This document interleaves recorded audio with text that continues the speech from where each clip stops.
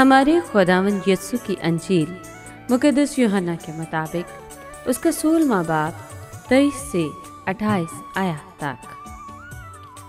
اس وقت یسوع نے اپنے شاگردوں سے کہا، میں تم سے سچ سچ کہتا ہوں، جو کچھ تم باپ سے مانگو گے وہ میرے نام سے تم کو دے گا۔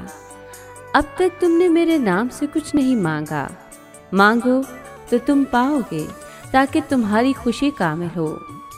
میں نے یہ باتیں تمثیلوں میں تم سے کہیں، وہ وقت آتا ہے کہ میں تم سے تمثیلوں میں پھر نہ کہوں گا، بلکہ باپ کی خبر تمہیں صاف صاف دوں گا۔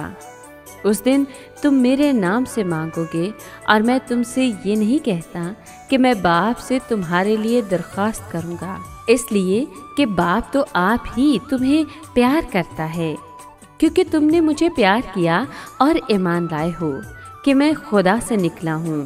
میں باپ میں سے نکلا اور دنیا میں آیا ہوں، پھر دنیا کو چھوڑ کر باپ کے پاس جاتا ہوں۔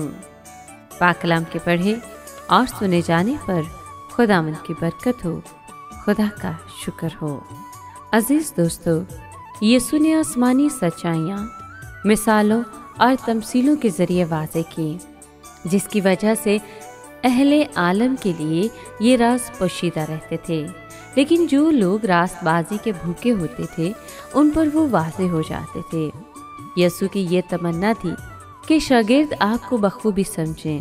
یسوع نے ان سے کہا کہ جب پاک روح ان کے شاگردوں پر نازل ہوگا تب تمثیلیں اور مثالیں نازل ہونا بند ہو جائیں گی، کیونکہ مسیح کا روح مومنوں کے دل کو روشن کرے گا، جس سے تمثیلوں کا دور ختم ہو جائے گا۔ خدا باپ ہے اور مسیح اس کا بیٹا ہے۔ پاک روح کے بغیر کوئی شخص خدا کو جان نہیں سکتا، لیکن بیٹے کا روح ہمیں خدا کے خاندان میں شامل کر لیتا ہے۔ یسوع کا کلام اور اس کا پاک روح ہمیں تسلی دیتا ہے اور ہمیں یقین دلاتا ہے کہ خدا قادر مطلق اور قدوس ہے۔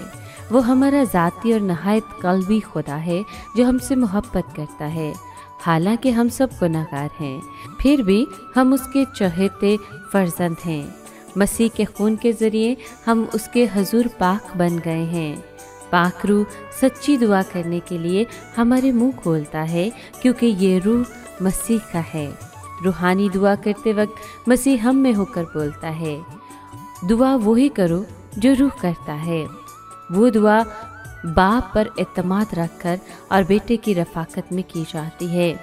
تمہاری دعائیں تمہارے اندر مقیم روح اور تمہارے آسمانی باپ کے درمیان جو بیٹے میں ایک ہے گفتگو ہوتی ہیں۔ خدا کا نام لے کر یسوع نے ہمیں بالکل سادہ نمونہ پیش کیا، جس کی بدولت ہم خدا کی عظیم محبت کو پاتے ہیں۔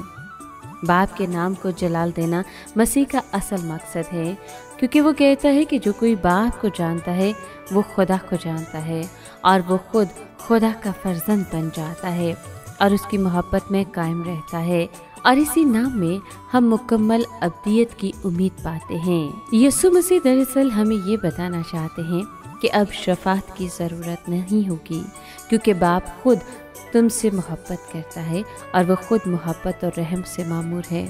چونکہ مسیح نے صلیب پر اپنی جان دی، لہٰذا اب ہمارے اور باپ کے درمیان کوئی رکاوٹ حائل نہ رہی۔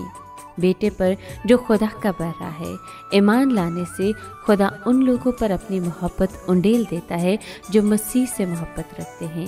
جو شخص مسیح کی الوہیت سے اور یسوع کے باپ میں سے نکل آنے سے اور باپ میں مقیم ہونے سے واقف ہوتا ہے، اس کی مقدس تثلیث تک رسائی ہو چکی ہوتی ہے۔ وہ خدا کی زندگی میں قائم رہتا ہے اور باپ کے فضل سے معمور ہو کر ہمیشہ پاک روح میں مسرور رہتا ہے۔